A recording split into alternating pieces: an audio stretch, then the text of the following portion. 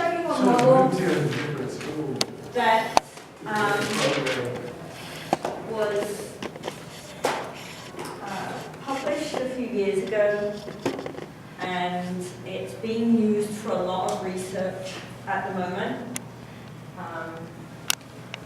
So many of the articles or things that you see as a coach or a PE teacher or a trainer coming up will reference this model because it's become very popular.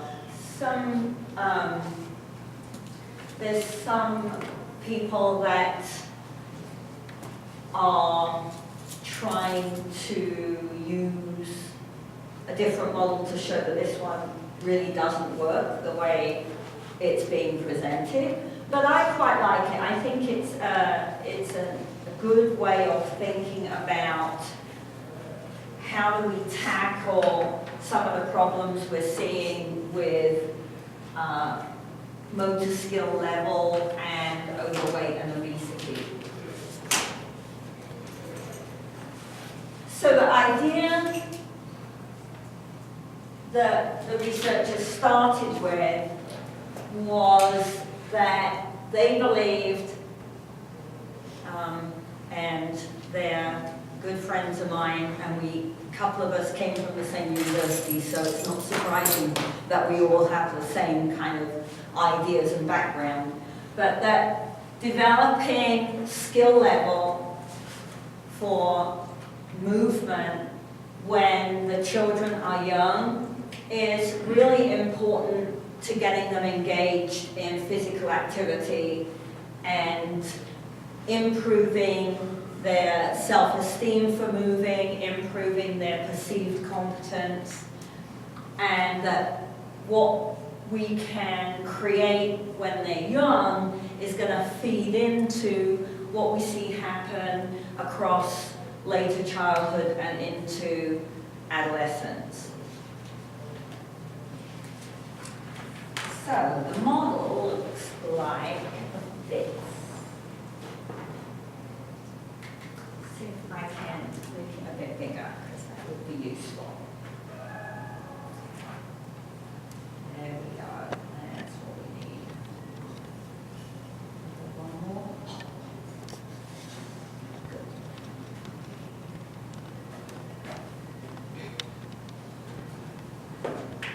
Good. Ooh, but it's not. It's out of focus, eh? How do I focus it?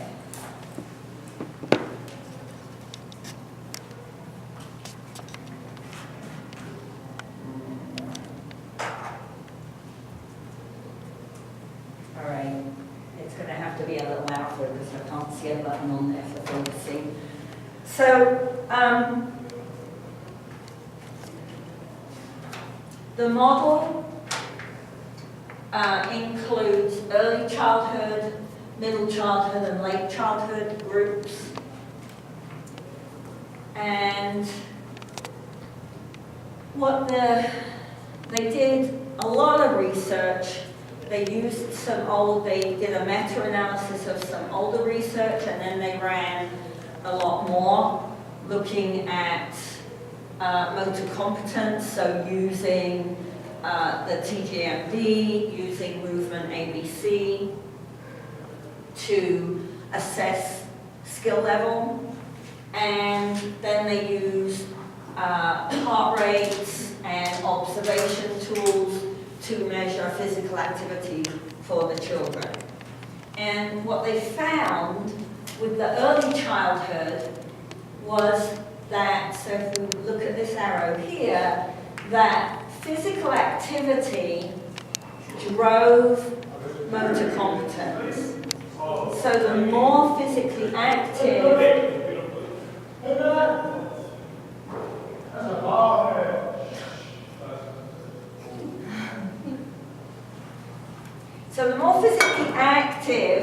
we can get young children, the more motor competent they become.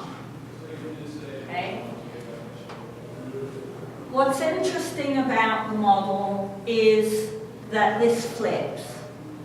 when we look at middle and late childhood, now what we find is that how competent they are at their skills drives how physically active they are willing to be.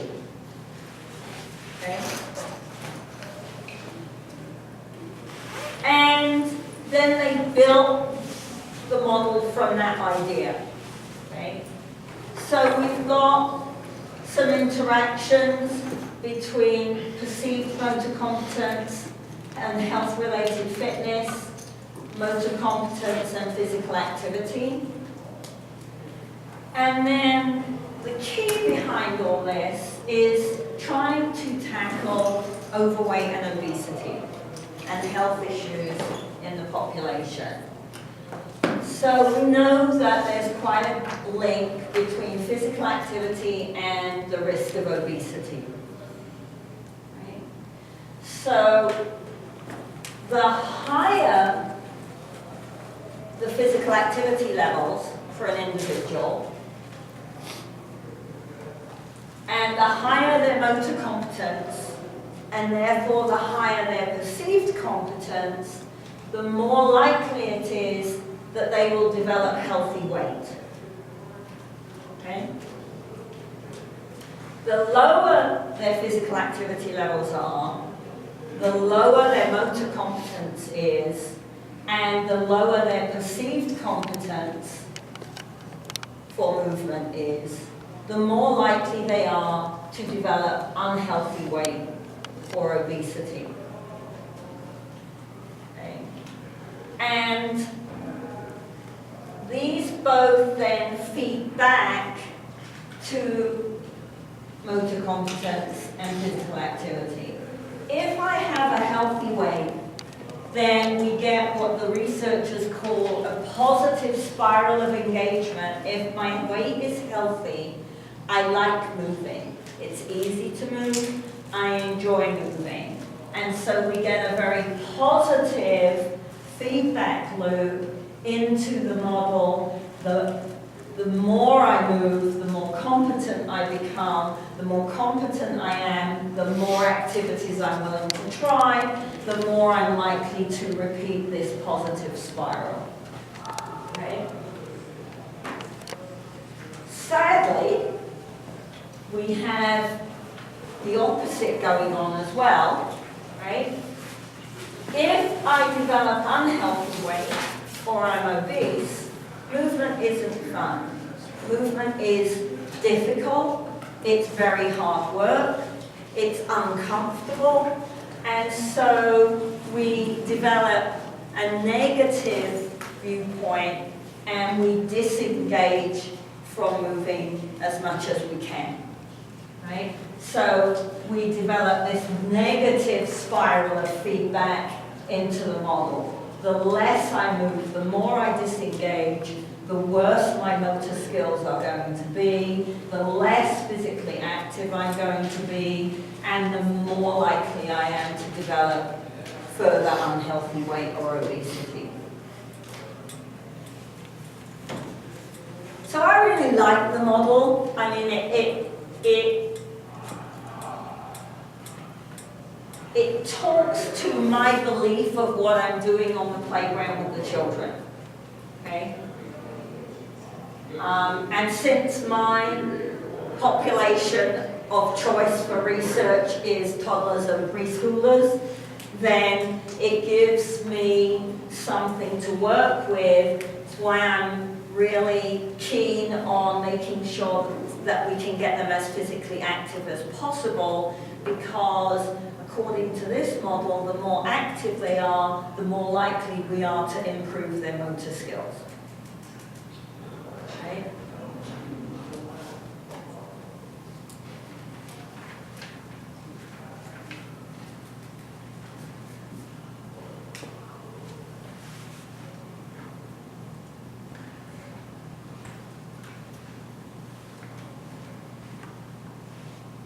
Shrink that down a little bit then now.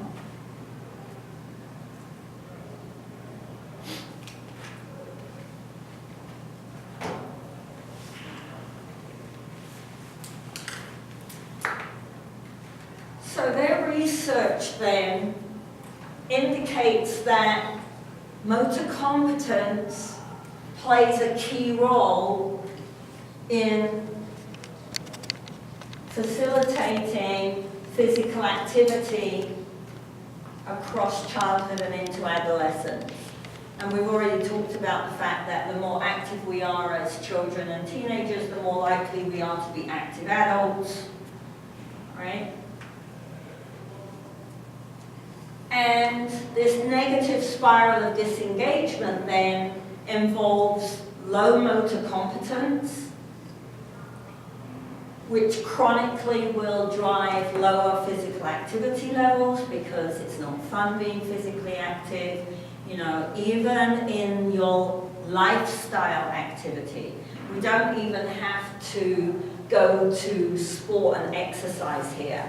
How many times when you're in Walmart do you see people sitting in little go-karts and driving around Walmart instead of walking around Walmart? Always kicking me around. Right? So unless you have a knee injury or a hip injury, why are you driving around Walmart? And the people who are sitting in the carts are the people that need to be walking around Walmart, right? And that's not, I'm not trying to be disrespectful. I'm trying to point out that going shopping at Walmart is an opportunity for physical activity which would benefit their health. And the option they take is to sit down and drive because they don't see it as an opportunity for movement because it's uncomfortable. Right? So what we need to do is tackle what's going on with the children so that we don't allow the children to develop this negative spiral of disengagement, that we get them highly physically active when they're young, and we provide opportunities for learning motor skills while they're active, and we encourage.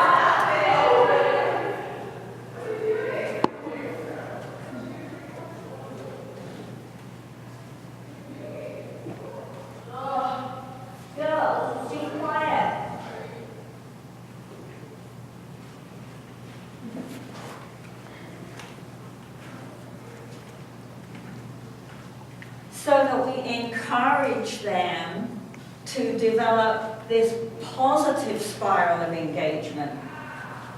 Moving is fun because I'm good at it, right? I have competence. And the more competent I am, remember our self-esteem model, the more competent I am, the more my perceived competence rises, which means I'm willing to try other things because I think I can be pretty good at them, right?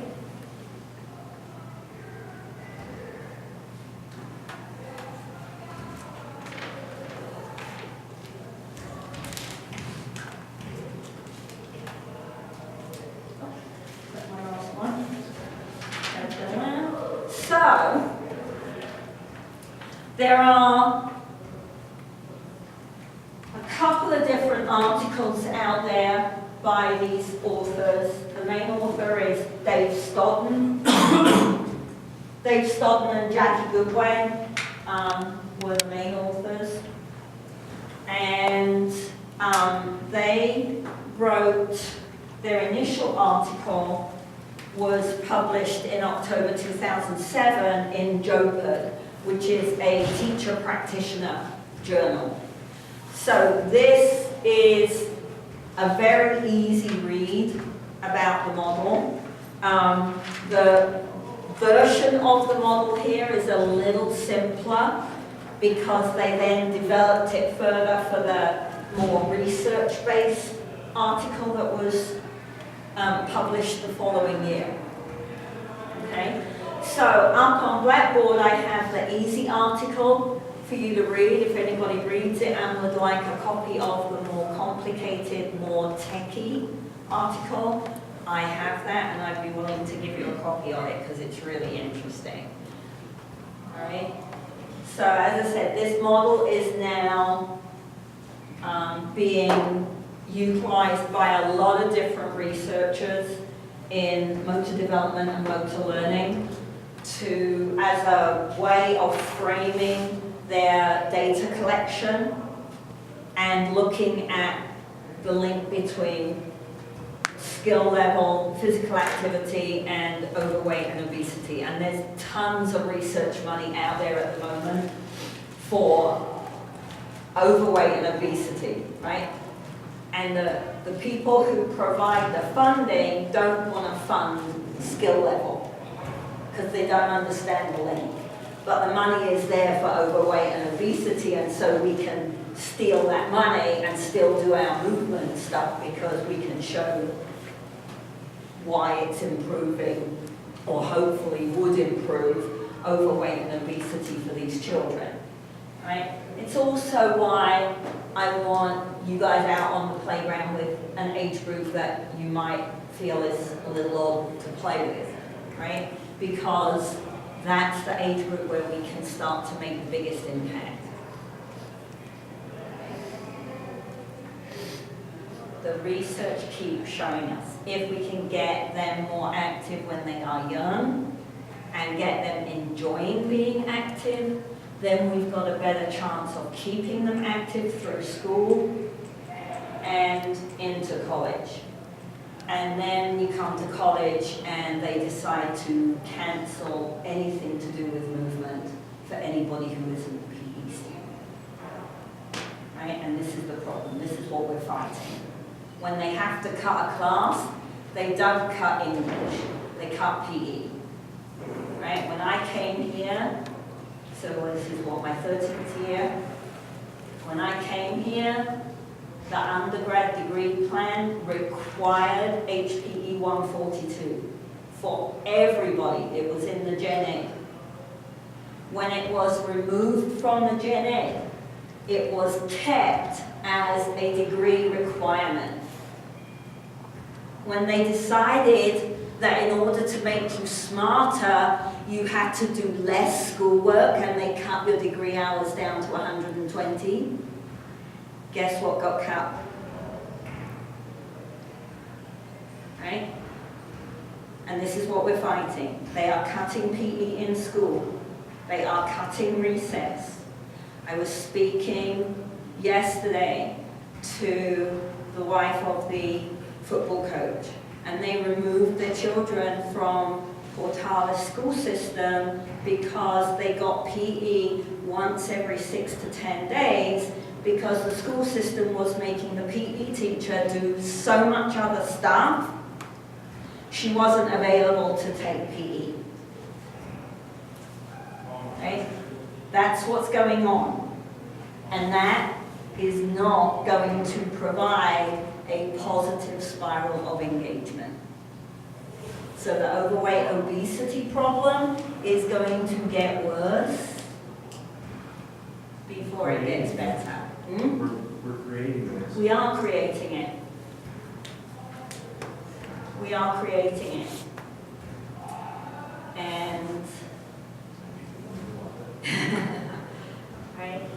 And you are going to be the educated people to go out there and try to make a difference. Will you be able to change it? I doubt it. It's going to take more than your next set of work life to change it. But you can impact it. Right? And when we talk about doing community work or doing volunteer work, when you've got a full-time job and you're lucky, right?